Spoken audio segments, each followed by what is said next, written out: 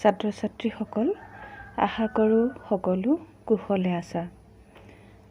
অলপ দিন বিৰতিৰ পিছত পুনৰ তোমালোকৰ ওচৰলৈ আহিছোঁ ব্যাকৰণৰ অন্য এটা পাঠ লৈ। আমি আজি আলোচনা কৰিম তোমালোকৰ লগত ক্ৰিয়াপদৰ বিষয়ে। মই ইতিমধ্যে যিকেইটা পদৰ বিষয়ে আলোচনা কৰিলোঁ, মই আশা কৰিছোঁ তোমালোকে সেই পদকেইটাৰ কথা ভালদৰে বুজি পাইছা। ছাত্ৰ ছাত্ৰীসকল, ইতিমধ্যে তোমালোকৰ ফাৰ্ষ্ট টাৰ্ম ফাইনেল পৰীক্ষা হৈ গৈছে। সকলোৱে পৰীক্ষা ভালেই কৰিছা। তাৰ ভিতৰতে কেইজনমান অনুপস্থিতো আছে। কি কাৰণে অনুপস্থিত থাকিল মই ধৰিব নোৱাৰিলোঁ। কিন্তু যিয়ে নহওক, যিসকলে পৰীক্ষা দিছা ভাল কৰিছা। মই তোমালোকক তোমালোকৰ ভুল শুধৰাই দিবলৈ বিচাৰিছোঁ। তোমালোকক মই এটা প্ৰশ্ন দিছিলোঁ যে দুটা অব্যয় পদৰ উদাহৰণ দিয়া। কিছুমানে আৰু অথবা নাইবা এনেকৈ তোমালোকে অব্যয় পদৰ উদাহৰণ দিছা। যিসকলে তেনেকৈ উদাহৰণ দিছা ঠিকেই আছে, কিন্তু কিছুমানে আকৌ কি কৰিছা, এটা বাক্য লিখি দিছা। বাক্যটো যেতিয়া লিখি দিছা, তাত অব্যয় পদ কোনটো সেইটো কিন্তু বহুতে চিনাক্তকৰণ কৰি দিয়া নাই। যেতিয়া তোমালোকে বাক্য এটা উদাহৰণ স্বৰূপে লিখিবা, তেতিয়া তোমালোকে কি কৰিব লাগিব, তাত কোনটো আচলতে অব্যয় পদ তোমালোকে লিখিছা সেইটো তোমালোকে তলত আণ্ডাৰলাইন কৰি দিব লাগিছিল। তেতিয়া মই ধৰিব পাৰিলোঁ। মই যদিও জানো, ধৰা অব্যয় পদ কাক বোলে মই জানো, কিন্তু জানিলেও তোমালোকে যিটো অব্যয় পদ বুলি ভাবিছা তাৰ তলত আঁচ এডাল টানি দিব লাগিছিল। ভৱিষ্যতে মই ভাবোঁ এনেকুৱা ভুলবিলাক তোমালোকে কেতিয়াও নকৰিবা। তাৰপিছতে তোমালোকক সদায় এটা কথা কৈ থকাই হয় যে যেতিয়া তোমালোকে বাক্য ৰচনা কৰিবা, বাক্য ৰচনা কৰোঁতে যিটো শব্দৰে বাক্য ৰচনা কৰিবলগীয়া হয় সেই বাক্যটো আগতে লিখি ল'বা। লিখি লৈ পেলাই বাক্য ৰচনা কৰিবা। কিন্তু কিছুমানে কি কৰা, শব্দটো আগতে লিখি নলৈ চিধা বাক্য এটা লিখি দিয়া। মই আগতে তোমালোকক বহুদিন শ্ৰেণীত কৈছিলোঁ সেইটো কথা, যে যদি তেনেকৈ কোনোবাই বাক্য ৰচনা কৰা তেতিয়াহ'লে মই তোমালোকৰ মাৰ্কছ কাটি দিম। যদিও মই মাৰ্কছ এবাৰ কটা নাই, কিন্তু ভৱিষ্যতে মই এনেকুৱা কৰিলে মাৰ্কছ কাটিম, তেতিয়া তোমালোকে মোক বেয়া নাপাবা। পুনৰ মই এই কথাটো তোমালোকক সোঁৱৰাই দিছোঁ। মই আশা কৰিছোঁ সকলো কুশলে আছা। এইখিনি সময় আমাৰ বাবে কিন্তু বৰ জটিল হৈ পৰিছে। আশা কৰিছোঁ তোমালোক সকলো কুশলে আছা আৰু কুশলে থাকা, আৰু যিখিনি স্বাস্থ্যসন্মত বিধি সেইখিনি তোমালোকে পালন কৰি চলিবা। ছাত্ৰ ছাত্ৰীসকল, আজি তেতিয়া আমি আমাৰ আলোচনা কৰিবলগীয়া পাঠটোলৈ আহোঁ। আজি আমি আলোচনা কৰিম ক্ৰিয়াপদৰ বিষয়ে। ক্ৰিয়াপদ কাক বোলে তোমালোক সকলোৱে জানা। যি পদে কোনো কাম কৰা বা হোৱা বুজায় তাকে কি বুলি কোৱা হয়, ক্ৰিয়াপদ বুলি কোৱা হয়।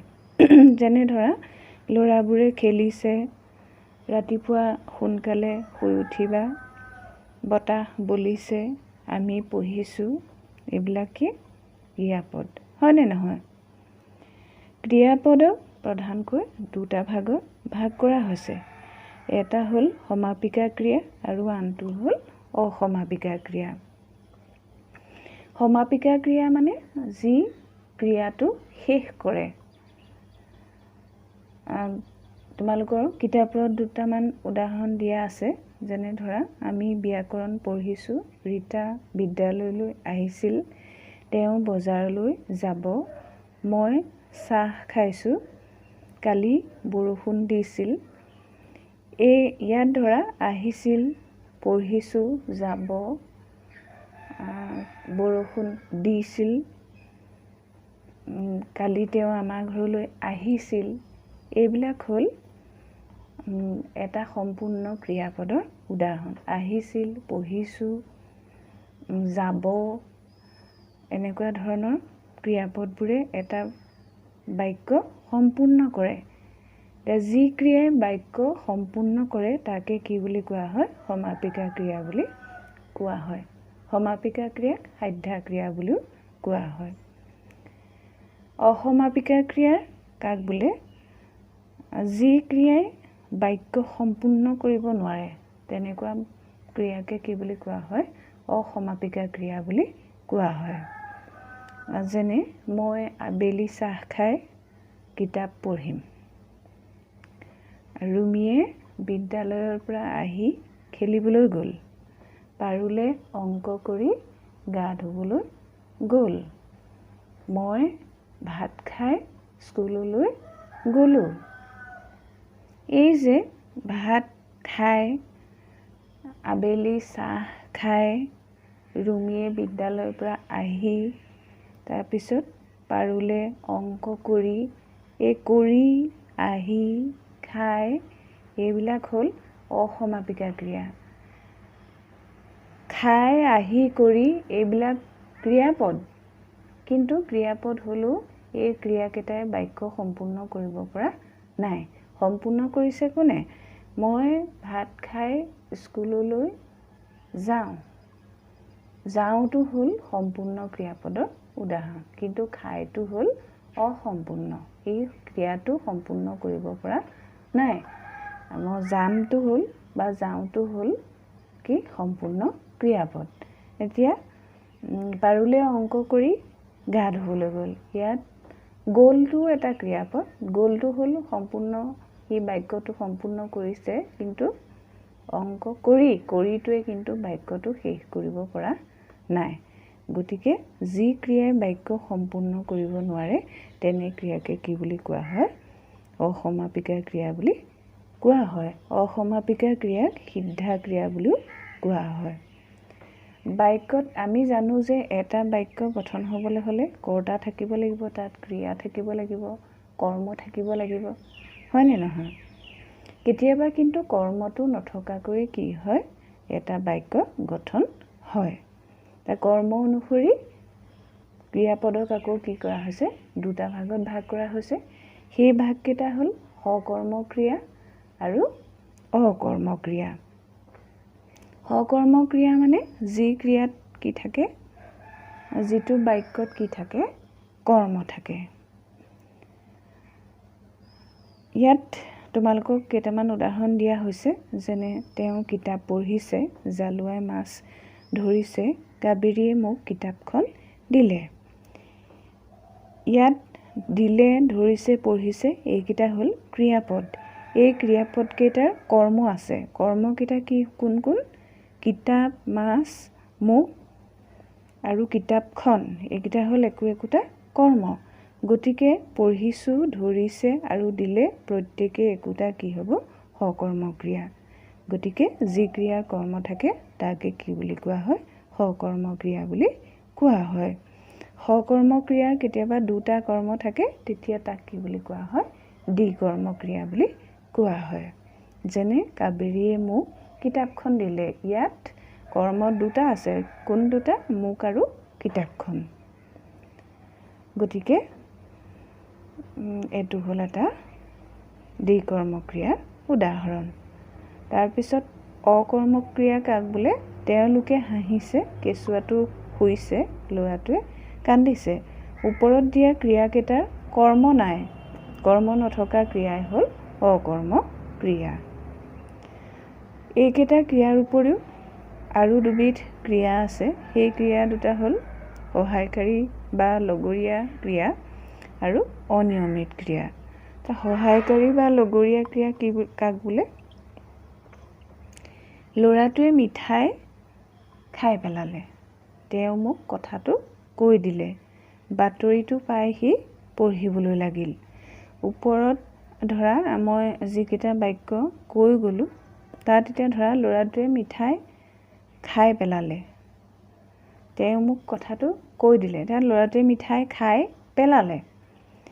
ইয়াত আচলতে ক্ৰিয়াপদ কোনটো আছিলে? খাইটো, হয় নহয়?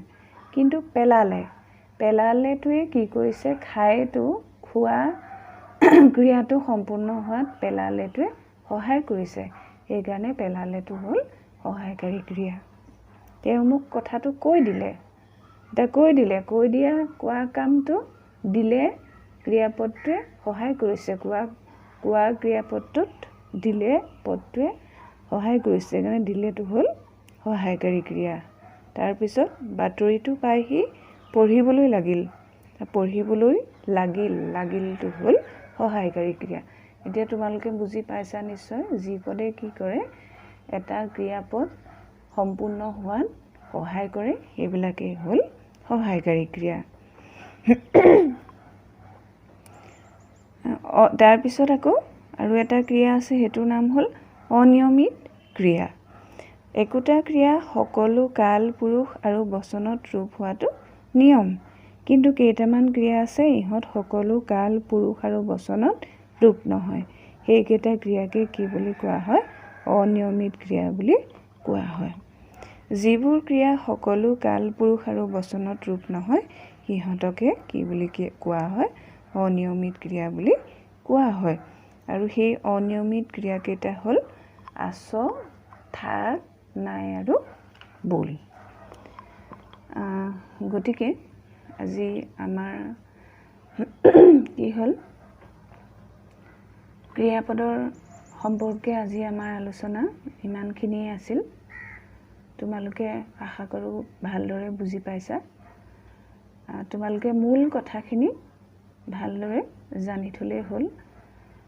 ডাঙৰ হ'লে তোমালোকে আৰু বিস্তৃতভাৱে পঢ়িব লাগিব, কথাখিনি বেছিকৈ জানিব লাগিব। কিন্তু এতিয়া সদ্যহতে তোমালোকে যিখিনি জানিলা সেইখিনিকে তোমালোকে ভালদৰে আয়ত্ব কৰিবলৈ চেষ্টা কৰিবা।